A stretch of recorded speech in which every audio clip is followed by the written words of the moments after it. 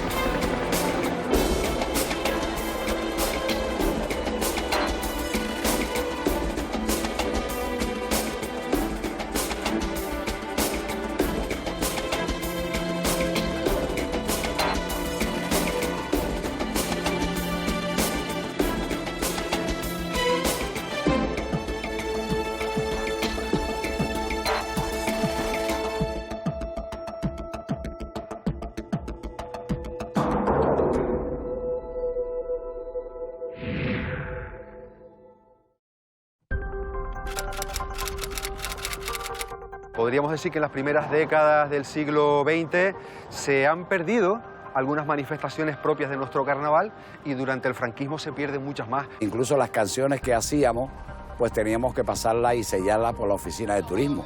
Y si había alguna palabra malsonante, pues nos la tachaban. Oye, ¿cómo llamarías tú una murga del carnaval y tal? Dice, mira, el nombre de una murga le contestó, ¿no? Dice, el nombre de una murga es lo de menos, a mí ni fu ni fa. Los componentes realizaban una actuación para el público en general, teniendo a un componente en un lado de la calle y a otro para avisar de la presencia próxima de algún policía. Que estaba el Parque Santa Catalina en obra y no estaba ni pavimentado todo el parque, incluso el edificio Elder y Miller, los otros edificios estaban sin techo. Habíamos creado una fiesta desde aquí hasta el Parque San Telmo. Una fiesta en la que todo el mundo se divertía. La bodega de don Benito Padrón, ahí los vestíamos y los chicos esperándolos por ahí. Y entonces salíamos nosotros de repente y los chicos pues abrían a correr por ahí. Y en los años 60, el año 62, 63, se reúne un grupo de amigos nostálgicos de eso que recordaban ellos de verlo de niños y forman la parranda marinera de los buches, que se mantiene hasta hoy, pues bueno, expresando esa manifestación popular de golpear a la gente por las calles con los buches de pescado inflados al sol.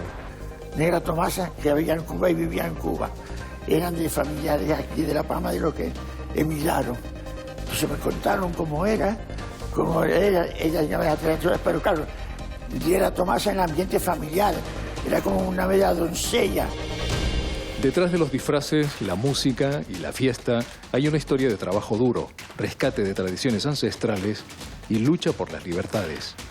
Hoy, en Canarias en Portada, repasamos la evolución del carnaval en las islas a lo largo del siglo XX.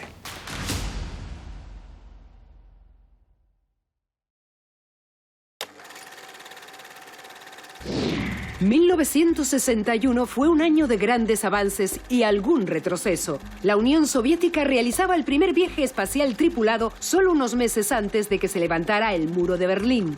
Kennedy se convertía en presidente de Estados Unidos, el país rompía sus relaciones diplomáticas con Cuba y se producía el frustrado intento de invasión de Bahía de Cochinos. En cine, Luis Buñuel ganaba la Palma de Oro en el Festival de Cannes por Viridiana. Y en el mundo de las viñetas nacían Los Cuatro Fantásticos y el 13 Rue del Percebe. España competía en Eurovisión por primera vez con la canción Estando Contigo, interpretada por Conchita Bautista. Y no nos fue tan mal, ya que quedamos en 9ª posición. Por su parte, Teddy Bautista y su grupo Los Diablos daban el primer concierto de rock de Las Palmas de Gran Canaria y los hermanos Cantero diseñaban la nueva bandera tricolor canaria. En aquel momento, el color azul que se usó era más oscuro que el que actualmente conocemos. 1961 fue también el año en el que la Filarmónica Ni Fu Ni Fa adoptó el nombre con el que todo el mundo la conoce. En realidad, se fundó 10 años antes, lo que la convierte en la madre de todas las murgas del carnaval isleño. En Gran Canaria hubo que esperar hasta 1976 a la aparición de su murga pionera, Los Nietos de Kika. Muy pronto se convertirían también en la Filarmónica después de ganar 3 veces consecutiva el primer premio de interpretación. Que se preparen algunos y se pongan a rezar, porque los nietos de Kika multaremos este año en cantidad. Fueron tiempos anecdóticos, bonitos, con buenas letras, donde cantamos pues canciones como La Pepona, Los Conquistadores, en fin, canciones muy simbólicas que hoy en día todavía permanecen muchísimas de ellas. 1976, Las Palmas de Gran Canaria.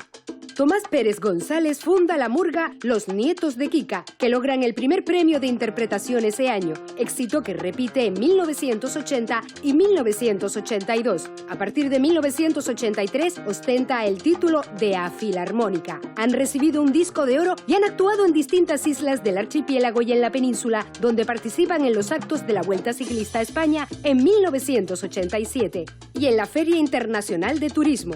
Incluso llegaron a compartir escenario con Tina Turner. 1951, Santa Cruz de Tenerife. Un grupo de amigos liderado por Enrique González Betancourt decide formar una murga. Tardan 3 años en encontrarle un nombre, a Filarmónica Los Bigotudos, que participa en algunos actos a pesar de que los carnavales son prohibidos.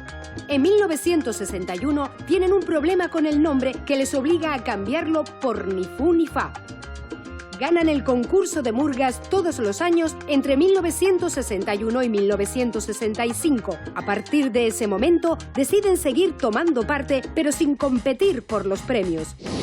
1961 es cuando la murga, entonces no era Filarmónica todavía, adopta el nombre de Ni Fu Ni Fa. Previamente habían sido Los Bigotudos. ¿Por qué se produce ese cambio de nombre? A Enrique no le gustaba el nombre, no era un nombre muy sonoro, un nombre muy apropiado para la murga. Entonces dije, vamos a ponerle otro nombre, vamos a bautizarla con otro nombre. Y había un compañero de Enrique del trabajo, de FLE, que le preguntaba, oye, ¿cómo llamarías tú una murga del carnaval y tal? Dice, mira, el nombre de una murga, le contestó, ¿no? Dice, el nombre de una murga es lo de menos, a mí Ni Fu Ni Fa. Como quien dice, no importaba, ¿no? Que le daba igual. Y dijo, oye, pues mira, un bonito nombre. La idea surgió a través de varios compañeros, pero sobre todo de uno de los símbolos, como fue Tomás Pérez, que fue director y también cofundador o fundador, con 20 y tantos compañeros, y surgió la idea de crear un grupo así de carnaval, imitando un poco a las fiestas de invierno de Tenerife. Y entonces, bueno, salimos un poco tímidos, pero bueno, la cosa cuadró. Y a partir de ahí, pues a partir del 77, pues ya salimos ya como murga, ya empezando a participar en todos los carnavales de la isla. Habían cosas que no se podían decir. Estamos hablando de la época de Franco, ¿no? Y no se podían decir. Entonces había que simularlas, disfrazarlas, darle un giro. Y así hacíamos las canciones y a la gente le encantaba porque le gustaba más oírlas así, no decir que decir. Pues incluso las canciones que hacíamos, pues teníamos que pasarlas y sellarlas por la oficina de turismo. Y si había alguna palabra malsonante, pues nos la tachaban. Y efectivamente eso se iba sellando. Lo que pasa es que luego, cuando las cantamos, pues cantábamos todo el repertorio, hacían un poco la vista oculta, un poco como quien dice. ¿Se quedaron canciones en el cancionero, por decirlo de alguna manera, que nunca se pudieron cantar? Cantar casi no lo prohibieron nunca. En el que yo recuerde, cantar no lo prohibieron nunca. Lo único que prohibían ellos que se publicara. Escrito, que quedara constancia escrita, ¿sabes? Y incluso el mismo Cubanito, que yo creé el Cubanito en el año 66, Fíjate tú, que el año 66 y todavía se canta y la gente lo pide. Como no saque el cubanito, la gente te lo pide. Y entonces el cubanito es un poco irónico, ¿no? O sea, picante, ¿no? Y Operio le dice, cántenlo, pero no lo publiquen. Eso no se puede publicar. Y pues un éxito en la Plaza Toro tremendo. Desde entonces no le miento, tengo un mapa en el cubanito, soy señores, cubanito muy formal. Hoy el peligro que tiene es que te pueden denunciar, te pueden llevar al juzgado por una letra. En aquel tiempo no, porque teníamos visto bueno ya de la censura, ¿no? La censura al mismo tiempo nos amparaba. O sea, lo que te pasaba la censura no podía ser, que ya no era culpa tuya, ya era culpa de la censura. Curioso, ustedes hacían unas críticas muy duras, en clave de humor, pero críticas. Claro, es que, hombre, la murga, es que yo concibo la murga como la concebía Enrique, porque yo fui murguero por Enrique, él fue que yo no tenía ni idea de la murga. Y entonces, pero él quería decir algo, había que decir algo. O bien irónicamente o bien... Pero había que cascar. A la hora de actuar cantamos la letra completa y bueno, nos hacíamos un poco el disimulado, pero bueno, ahí quedaba la cosa. La letra nos la daba un poco los políticos, la sociedad, en aquellos momentos, pues con recién terminada la transición, pues eran temas anecdóticos. Nosotros siempre, desde que se fundó, y nuestro, como decimos nosotros, nuestro patrón, la idea era tener canciones con sátira, con picaresca, hacer reír un poco al pueblo. Y así éramos al principio, luego las cosas han evolucionado y ahora parece que cuesta un poquito levantar la sonrisa. Y nosotros seguimos haciendo las canciones de 3 o 4 minutos con un principio y un final, donde, bueno, pues el público que la oye, pues que se sonría un poco, que ya bastantes problemas tenemos en la sociedad como para no sacarle un poquito de chispa a la vida, ¿no? ¿Cuál fue la canción más polémica de la Ni Fu Ni Fa? A ver, eso sin discusión ninguna fueron los huevos alacranes. Los huevos alacranes Cándala, que fue cuando se hizo la playa de las Teresitas. Y en un diario en Gran Canaria publicaron... El diario de la provincia publicó un artículo que la arena que traíamos de África traía huevos alacranes. Y nada, eso es una leyenda negra que inventaron para desprestigiar la playa. Y entonces yo le hice la canción esa, ¿no? La famosa de los huevos alacranes. Tuvimos una famosa letra, si no mal no recuerdo, fue sobre los años 80, 80 y algo, una canción que había creado el compañero Agustín Tino, como lo decimos nosotros, sobre el tíbulo. Y hay un poco de polémica y casi nos meten un poco hasta en el cuartelillo. Las murgas siempre vivieron del pleito insular. Hombre, sí, lo alimentaban, claro. porque más era la pimienta del carnaval, era la salsa, ¿no? ¿Usted entendería el carnaval sin ese pique insular, sin ese pleito insular? Hombre, tanto como imprescindible no, pero necesario sí. El pique siempre ha existido, de todas formas, siempre el público siempre espera que haya una picaresca, haya una sátira sobre Tenerife. Si no hay algo contra Tenerife, no hay carnaval, en nuestro punto de vista. De todas formas, te comento, nosotros siempre decimos que los chicharreros y nosotros somos hermanos, salvo en carnavales, que somos primos hermanos. Las murgas llevan décadas dando color al carnaval canario, pero la fiesta en sí tiene un origen mucho más antiguo. Tenemos datos de que el carnaval en Las Palmas de Gran Canaria surge de alguna forma en tiempos muy tempranos tras la conquista. Ahí son fiestas al modo italianizante del carnaval, como dice la documentación antigua. Por ejemplo, la que celebró Constantín Cairasco, hermano del poeta Bartolomé Cairasco, con motivo de una boda de genoveses establecidos en esta ciudad, donde se celebró un baile al modo del carnaval genovés. Y además dijo que terminó incluso habiendo hasta duelo de espadas. En el 17-18 también la documentación nos deja que se celebraban fiestas de carnaval, banquetes de carnaval, incluso para honrar a personalidades que visitaban la isla. Y es el momento, la segunda mitad del 19, cuando aparecen las cabalgatas. Lo más tradicional hasta el 1936 fueron lo que eran las famosas batallas de flores. ¿Qué se trataba? Paraban las carrozas delante de unos tabladillos y se intercambiaban disparos de confeti entre los que estaban en el tabladillo y los que estaban en las carrozas, ¿verdad? Y en medio de todo eso, pues algunas copitas de ron, de vino, mucha música. Tenían mucha fama en aquel entonces también los concursos de rondallas, y el carnaval pues tenía esa vivencia ya callejera que no había tenido en los siglos anteriores. A finales probablemente del siglo XIX, algunas de las manifestaciones de nuestro carnaval se pierden porque mucha población también se va, emigra. Posteriormente, podríamos decir que en las primeras décadas del siglo XX se han perdido algunas manifestaciones propias de nuestro carnaval, y durante el franquismo se pierden muchas más porque se pretende establecer un control social demasiado grande. Es un momento en el que se pierden demasiadas cosas, aunque hay cierta permisividad con las fiestas de invierno. No siempre es así en todos los lugares, y por lo tanto hay algunas tradiciones que desde ese momento ya no se realizan y otras que se van a recuperar con el tiempo, o que incluso consiguieron pervivir durante el franquismo también. Durante la dictadura, el carnaval fue prohibido en toda España. Eso no impidió que los canarios siguieran celebrándolo, pero de forma clandestina y asumiendo grandes riesgos.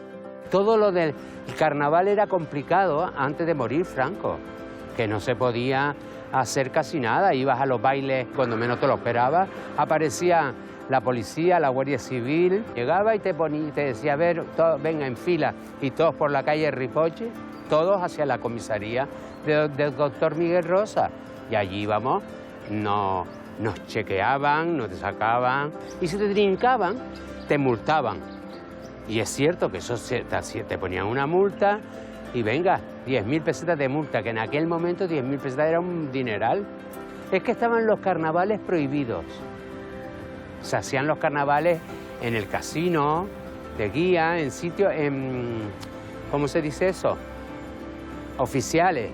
Se hacían unos carnavales, unas fiestitas de tal, pero no estaba, porque además estaba la iglesia por medio, y los carnavales y la iglesia no compaginan.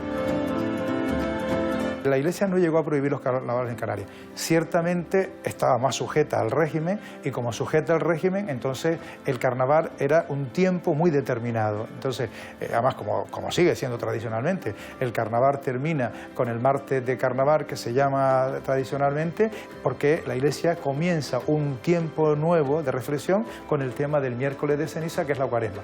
Entonces, incluso está permitido, la Iglesia permitía que se celebrara el domingo de piñata, que era el domingo que se celebraba después de comenzar el miércoles de ceniza, que era ese domingo con que ya concluía el carnaval, que era el carnaval de la familia, de los niños y de la fiesta, del domingo de piñata, como así se llamaba, que era un poco crear ese ambiente. Lo que yo sí creo que cada fiesta tiene su etapa y su tiempo. La Navidad no la podemos alargar hasta el verano, el carnaval no lo podemos alargar hasta la Navidad. Eso es perder la esencia de lo que verdaderamente es la fiesta del carnaval.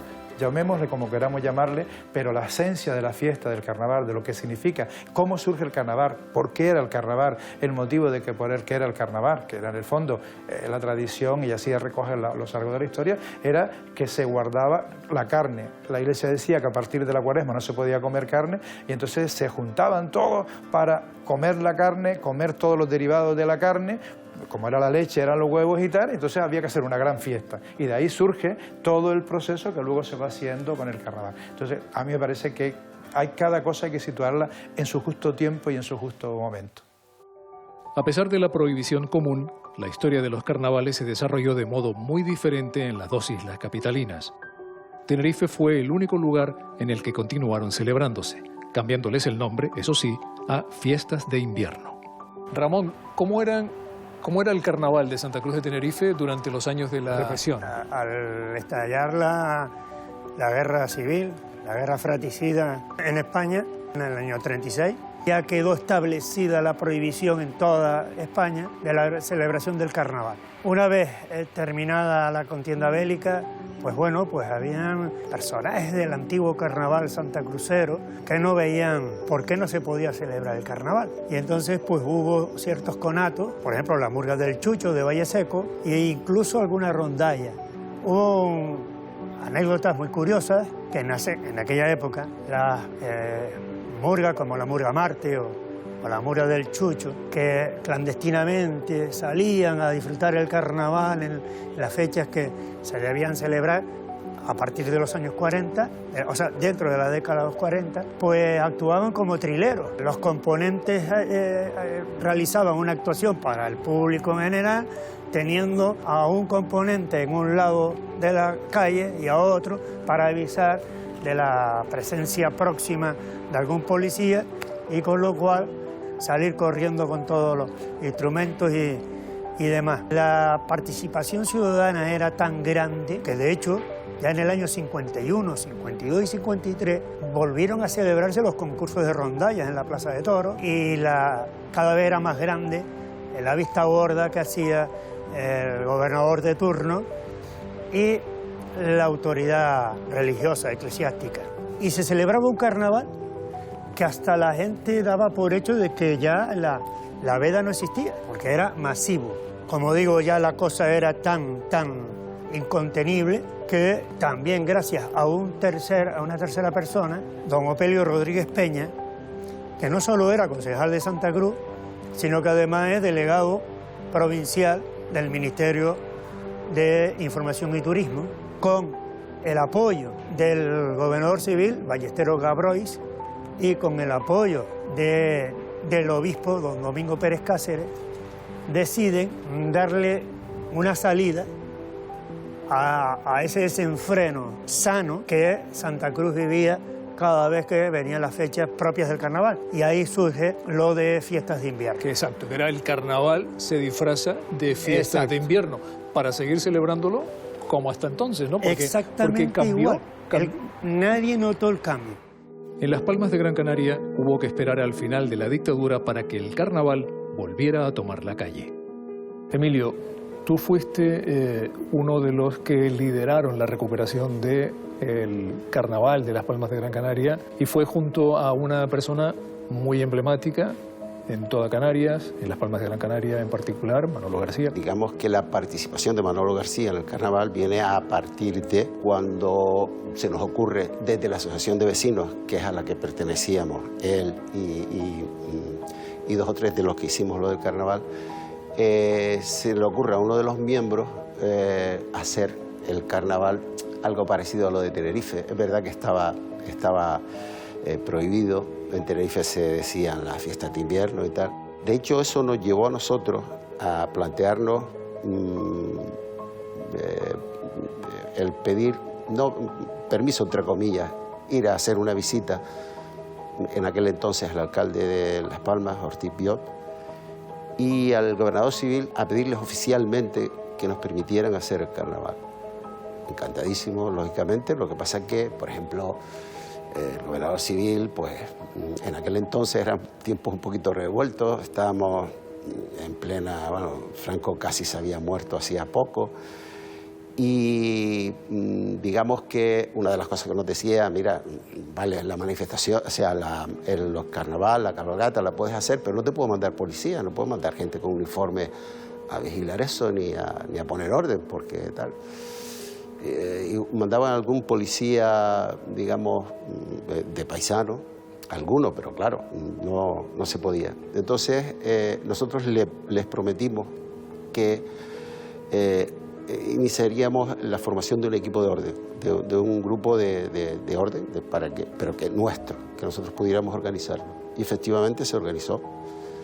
Se organizó y bueno, dio resultados. Lo primero que hicimos fue hacer una cabalgata que partió del Parque Santa Catalina, cortita, que por cierto eran las mismas cabalgatas que se hacían, o el mismo recorrido de las cabalgatas que hacíamos por las fiestas de la Naval.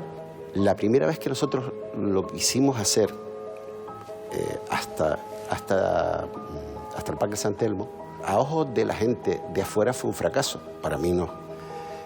Recuerdo que yo estaba aquí al principio y bueno, empezamos a dar numeritos a cada uno pues, lo avisábamos, había gente que se venía a apuntar, le dábamos un número, mira, yo voy con esto y voy con lo otro, cada uno tenía su mérito. Bueno, yo estaba aquí a cargo de eso al principio de la cabalgata, y cuando empieza la cabalgata, pues venía a lo mejor alguien con un burro o con una cabra y que no estaba apuntado. Dice, mire, lo siento, te tienes que apuntar y tal, que no sé qué tal. Y no lo dejábamos. Entonces el hombre se iba, pero el servicio de orden ese que teníamos, estábamos comunicados con cualquier toque, me decía, oye, pero mira, que no sé, en la calle de Tenerife o en la calle de Gran Canaria, oye, que se está metiendo un tío con un burro que no sé qué y tal. Digo, pero ¿cómo? Espera y tal. Y vamos, al final fue tanta la historia esa que lo que hicimos fue tolerarlo, entre comillas, decir, mira, deja que se meta, déjalo, yo no sé nada, déjalo que se meta ahí. Y bueno, no pasaba nada. Lo que pasó era que habíamos creado una fiesta desde aquí hasta el Parque San Telmo. Una fiesta en la que todo el mundo se divertía. Ahí estaba uno pues con una carroza con música, o unos se traían la banda de Agaete o similares, otros o sea, pero que todo el mundo se divertía. Digamos que no había un orden establecido, diciendo, oye, tú tienes que pasar ahora, espera, no, espera que ahora el otro, no. Era más anárquico. Más anárquico, o sea que al final llegamos a la conclusión de que eso, y así fue como pasó después. Yo siempre digo lo mismo, o sea, no quieran comparar este tipo de eventos con el que se hace en Tenerife, que es muy bonito, que es muy bien, pero que esto es otra cosa, totalmente diferente. Si nosotros quisiéramos hacer eso, pues nos vamos a un recinto cerrado y lo hacemos y tal, pero no era esa la historia. Un carnaval, el de Las Palmas, que sufrió una gran evolución a lo largo del último cuarto del siglo XX.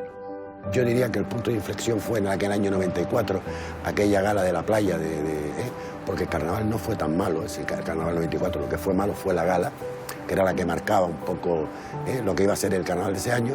Después de aquel desastre, pues, yo diría que fue el punto de inflexión, porque ya nos encargamos nosotros en el año 95, que fue aquel primer carnaval de gran escenario en el Parque de Santa Catalina, lo habíamos sacado a otro sitio para devolverla al Parque de Santa Catalina, aquel escenario del cine dedicado a los Oscars, con aquellas figuras de los Oscars en lo alto del escenario, y ahí empezamos con esos grandes escenarios hoy en día, desde el 95 pues hasta nuestros días, ¿no? Que se viene celebrando, digamos, los actos principales en esa zona del Parque Santa Catalina. Que estaba el Parque Santa Catalina en obras y no estaba ni pavimentado todo el parque, incluso el edificio del de Erimille, los dos edificios estaban sin techo, pues ahí utilizamos aquello como... y ahí arranca todo, ¿no? Carnaval que yo, insisto, cada año ha mejorado. El carnaval canario va más allá de las islas capitalinas. En todos los rincones del archipiélago no solo se celebra la fiesta, sino que además se hace con unas peculiaridades que lo convierten en único.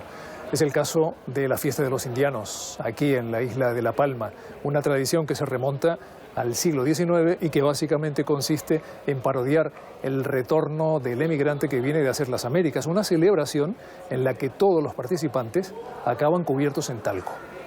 Los indianos comienzan en 1966 recreando ese emigrante retornado que volvía a la isla fingiendo haber hecho fortuna en Cuba, cuando en realidad pues las cosas no le habían ido de una manera tan afortunada.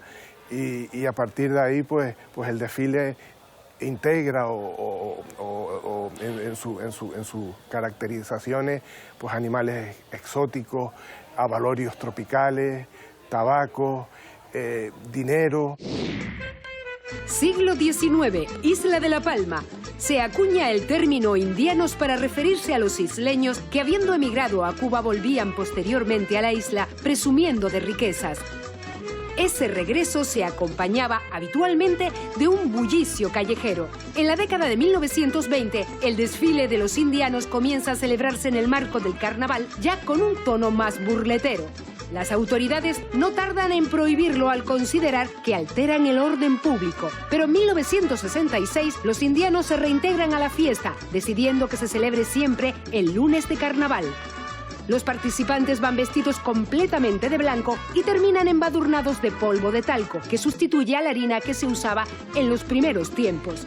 El personaje de la Negra Tomasa es el encargado de dar el pistoletazo de salida. Los indianos, o la llegada de los indianos, la parodia de los indianos, como ha sido conocida a través de diferentes nombres a lo largo del tiempo, es una fiesta que está arraigada y encarnizada, y además una fiesta que forjó, que creó el pueblo de Santa Cruz de la Palma. Empieza como casi como un desfile, una parranda callejera, a los sones de la música tradicional cubana, y el primer cambio importante es a principios de la década de 1980, cuando el ayuntamiento programa al unísono de esta parodia la batalla de polvo, y es cuando se une el polvo de talco, la batalla de polvo, con el desfile de los indianos, que hasta entonces no había contado con el mismo. En los 90 la gran incorporación es la espera, el carnaval de mañana, y la incorporación de la Negra Tomasa, que ha sido también otro de los elementos cardinales de lo que es la actual representación de la llegada de los indianos.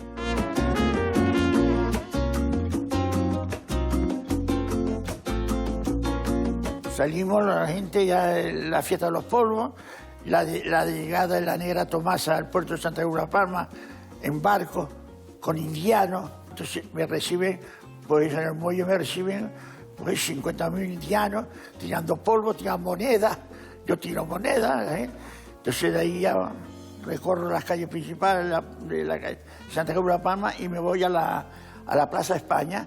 Allí abro aquello de la Avenida Habana, un simulacro de la Avenida de La Habana. Entonces de ahí salgo a bailar, me bajo al ayuntamiento allí, estoy bailando 3/4 de hora canciones cubanas, ritmos cubanos, y la gente es un disfrute tremendo. Yo lo hago yo pasar bien a ellos y ellos me hacen pasar a mí muy bien. ¿Ese personaje de la Negra Tomasa se lo inventó usted? Lo inventé yo. Me esperé porque me contaron una historia de una Negra Tomasa que estaba en Cuba. Negra Tomasa que había en Cuba y vivía en Cuba. Eran de familiares aquí de La Palma de los que emigraron. Entonces me contaron cómo era, ella ya me literatura, pero claro, Negra Tomasa en el ambiente familiar, era como una bella doncella, imitando un personaje un poco cómico en el ambiente del carnaval. Pues nada, me puse de aquí y una noche llegué, ese mismo día del carnaval, llegué medio en forma, digo nada, ahora salgo, me he visto bien vestido de Negra Tomasa, con mi traje cubano, y me pongo el nombre de la Negra Tomasa. De 500 a 700 personas que vean, empezó el primer año, salí yo de Negra Tomasa, y los indianos bien vestidos, ¿no? Salió una de esos 70.000. Yo me asusté. ¿Usted se imagina el carnaval ahora, la fiesta de los indianos, sin la Negra Tomasa? Eso es la pena a mí, la tristeza. Pero yo sí, yo aguantaré. Yo mientras camine con los pies y tal, salgo, porque es un día que me lo paso en grande y yo hago pasar a la gente en grande también. Y yo no quiero menos porque precisamente no por decirlo yo, sin la Negra Tomasa yo creo que los indianos no van a ser los indianos en verdad.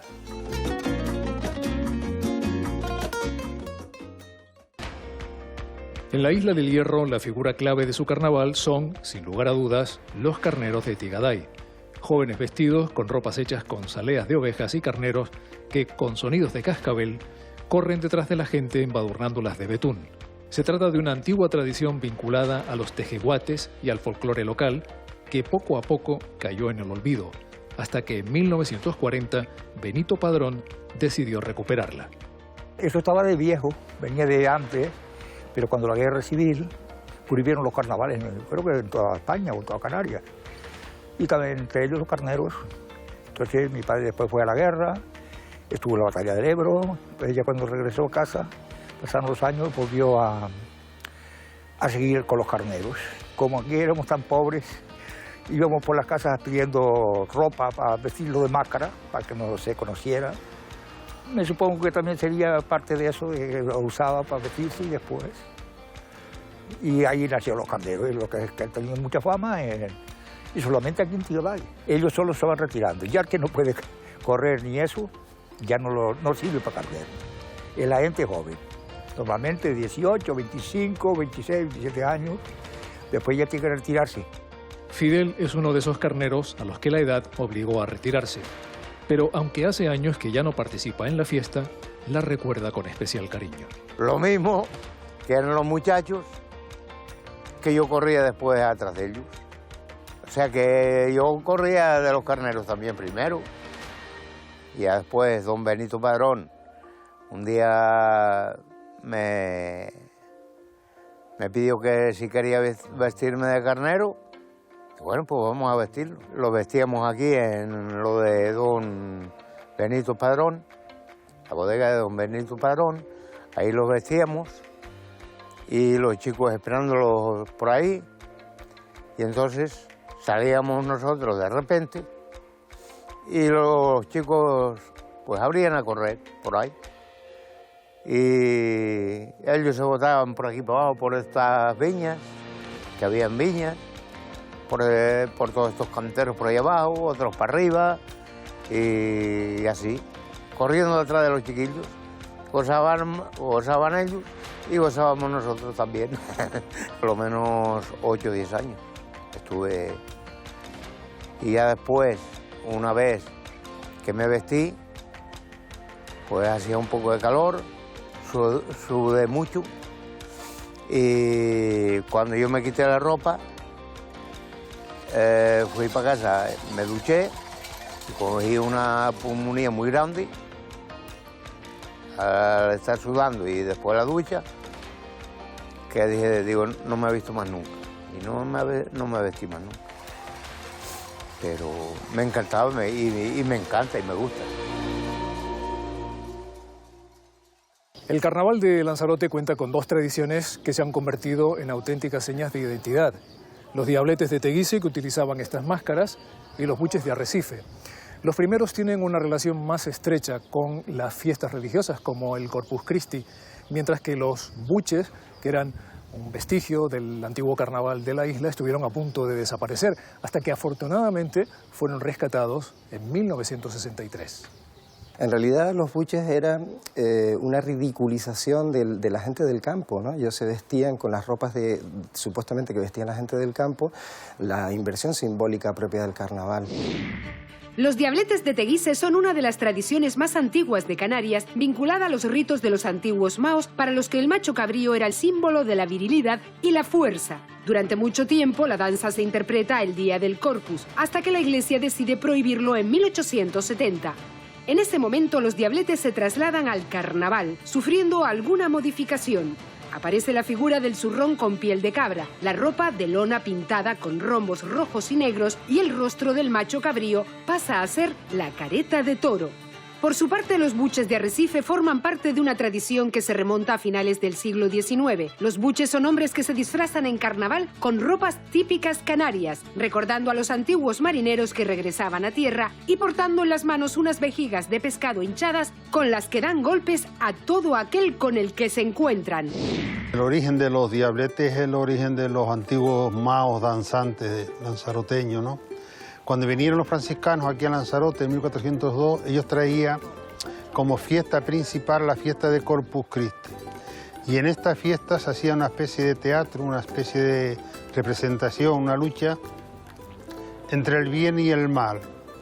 Para representar al bien ellos traían la cruz y para representar al mal ellos escogieron aquellos diablos danzantes, no diablos, eran los maos danzantes que intervenían en unos rituales de fecundidad o fertilidad, y lo pusieron a danzar en la fiesta de Corpus.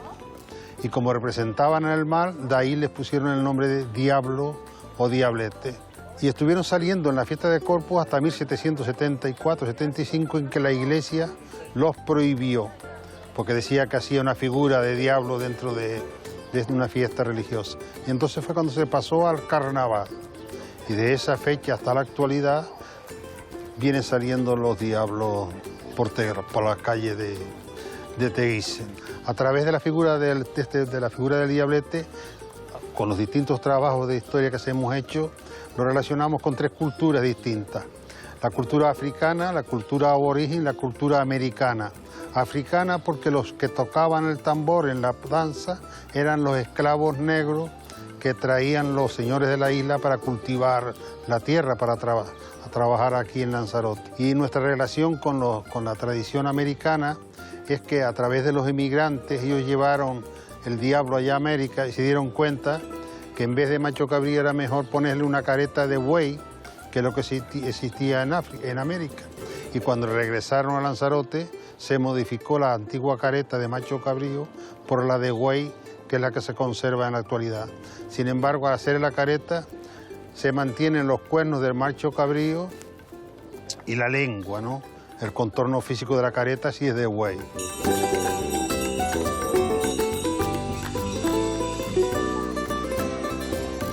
Su origen primario está en la antigua Roma, en los luperci que salían semidesnudos por las calles golpeando con una tira de macho cabrío, la februa, para infundir fecundidad, y eso se traslada a muchas localidades de toda Europa, donde se golpea a la gente con vejigas de cerdo secadas, infladas al sol. Y en Lanzarote se sufre la curiosa adaptación marinera a esa tradición, inflando vejigas, la vejiga natatoria del pez, y secada al sol y se golpea por las calles. Las primeras referencias son del siglo XIX, René Verneau, luego más tarde, a principios del siglo XX, Proust y Picard, marineros y viajantes franceses que lo describen.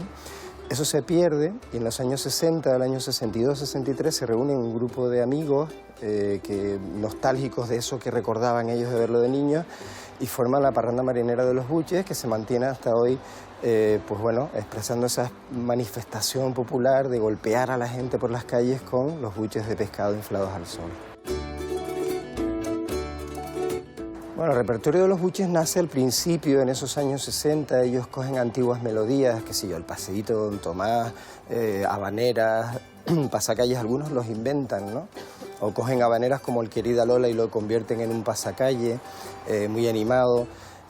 Todo eso formaba parte de un complejo mucho más amplio de repertorio marinero que ellos hacían, que luego recuperan la parranda Los Amigos de Portonao, de la mano de Pepe Borges, donde ya se ve mucho más esa dimensión musical que tenía el puerto del Arrecife, no solo en sus carnavales, sino en las diferentes fiestas.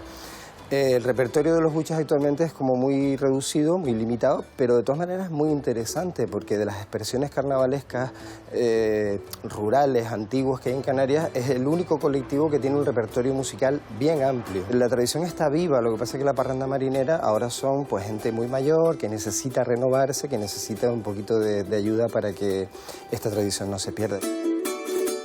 Uno de los elementos más característicos de nuestro carnaval es la elección de la reina.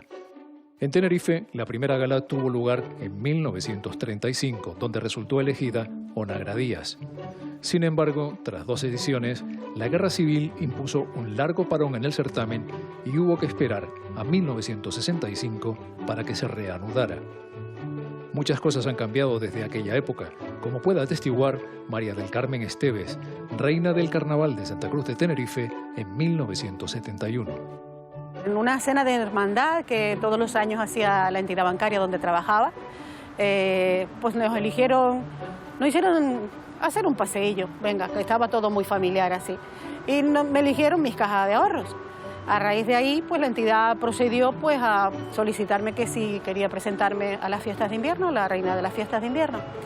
Y así surgió, me presenté, salí elegida en el año 1971. Llevaba una fantasía de princesa Turandot y el diseñador se llamaba José Luis Cedrés. El traje era un traje muy sencillo, totalmente recto y una capa. Lo que más así llevaba era una capa que tenías que guardar un poquito el equilibrio porque llevaba unas hombreras muy largas y en punta. El tocado no pesaba absolutamente nada porque no se hacía como hoy en día, ni plumas ni pedrería. La gala de la reina se celebró en el Teatro Guimerá. Recinto cerrado, evidentemente, y con muy poca capacidad para verla. Otras actividades se hicieron en la Plaza de Toros y bueno, y la calle, sobre todo la calle. Ahora no teníamos carnaval de día. Carnaval de día vino un poquito más tarde ya después, pero todo era en sociedades recreativas y cerradas. Para mí fue genial. O sea, yo me pasé un carnaval muy familiar con todas las compañeras, con la comisión de fiestas. Y bueno, no se vivía como ahora. El carnaval canario ha ido evolucionando a lo largo de los años. Se han producido evidentes mejoras, aunque, según algunos de sus históricos protagonistas, quizá haya ciertas cosas importantes que se han quedado por el camino. ¿Se ha perdido algo de aquel carnaval que era que tenía unas señas de identidad más propias de la capital? Hombre, sí. Al final lo hemos convertido en algo que no está mal. En algo que nombré antes el coso de Tenerife. Esto no es lo mismo, pero hemos querido ir ahora a engrandecer esa, pero de otra manera. Un carnaval, digamos, más mediático. Más mediático y tal. He hecho en falta que en los barrios se organice algo. Yo te digo, sinceramente, yo creo que mucha gente, a los antiguos tú le preguntas, y era mejor nuestro carnaval que este carnaval. A pesar de la censura y a pesar de la censura y todo, pero el carnaval era la fiesta del pueblo. Nos divertíamos nosotros para nosotros. Después empezó a coger fama el carnaval, y fue cuando se hizo el carnaval para afuera, para que viniera gente al carnaval. Entonces ya ha sido más espectáculo que fiesta. La fiesta nuestra era el antiguo carnaval. Ahí nos divertíamos todos, lo pasamos bomba y deseábamos que viniera la fiesta del carnaval. Antes había más unión con el pueblo, ¿no? El pueblo se integraba más. Claro, antes las cabalgatas no eran tan grandes como hoy en día. Hoy, antaño, pues habían pocas carrozas, habían grupos, y comparsas también, por supuesto, pero no la cantidad enorme que hay hoy en día. Entonces, hoy en día la gente va mucho a divertirse, lo cual nos parece muy bien, pero nosotros lo que hacíamos desde nuestro ideal era divertirnos nosotros y hacer divertir a la gente, que eso para nosotros era lo más importante. Víctor, cuando usted ve por televisión el carnaval de Las Palmas de Gran Canaria o el carnaval de Santa Cruz de Tenerife, con esa pomposidad, reina, luces, ¿siente...? No siento envidia ninguna, porque eso es un gran espectáculo, pero la gente que está sentada ahí no disfruta metiéndose en los carnavales. Estás viéndolo pasar, eso sí, es un gran espectáculo, pero los carnavales palmeros son distintos completamente a esto. Ahí no hay silla, ni hay nada para ver. Allí está viene la gente. La cabalgata, la gran cabalgata, es cuando las calles pasan a ser ocupadas por sus auténticos propietarios, que somos los vecinos, los ciudadanos. Y como voy, pues como me dé la gana, de monja, con un tutú, de pato, haciendo el pato, de lo que sea. Y ese es el carnaval. Yo creo que lo que habría que hacer es investigar bien qué carnaval tradicional existía en cada uno de los lugares, que hay muchas expresiones, e intentar recuperarlas e intentar volver a revitalizarlas y que convivan con ese carnaval actual de los disfraces comprados en los chinos y de un carnaval más televisivo, más caribeño, para que el carnaval tradicional pueda también convivir con el carnaval actual.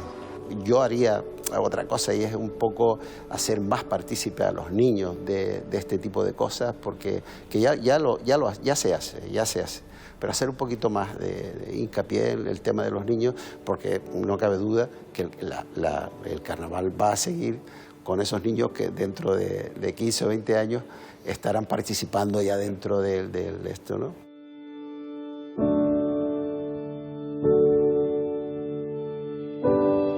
Parte de lo que hace que este carnaval cada año se mantenga ahí, sea importante, es el mono que nos entra a los ciudadanos de esta tierra a que se vengan a celebrar ya los carnavales. Estoy convencido de que, salvo el tiempo, que eso ya es una lotería, el carnaval tal y como está estructurado ahora, tal y como se está organizando ahora, tal con lo que se le está dedicando hoy en día y con los profesionales que hay, va a ser otro carnaval de éxito, no solo el de aquí, el de Santa Cruz, el de Lanzarote, en todas las islas Canarias ya iguala carnaval. El carnaval es nuestra fiesta con mayúsculas. Esa celebración en la que, recurriendo al humor, se dicen verdades muy serias y en la que todos nos disfrazamos para mostrarnos como verdaderamente somos. En el carnaval las cosas nunca son lo que parecen. Y eso es extensible a lo que sucede entre bambalinas. Cada disfraz tiene una historia y cada tradición un origen y una razón de ser. Para que miles de personas se diviertan y disfruten de la música, la purpurina y la fiesta, hay quienes han trabajado muy duro a lo largo de los años, luchando para que el carnaval no desaparezca, velando por su conservación, por su buen funcionamiento, imaginando disfraces, canciones, decorados. Un arduo trabajo que tiene su recompensa en el rostro feliz de quienes viven este espectáculo, sabiendo que es mucho más que una simple fiesta. Es un esfuerzo colectivo al que hoy hemos querido rendir un merecido homenaje. El carnaval hay que disfrutarlo. Es una fiesta, digamos, que en la que decimos que nos liberamos de una serie de opresiones que tenemos durante todo el año. Por lo menos esa era la... Y es una fiesta divertida y la gente joven, yo estoy seguro que no hace falta decirles nada, sino simplemente que se dejen llevar.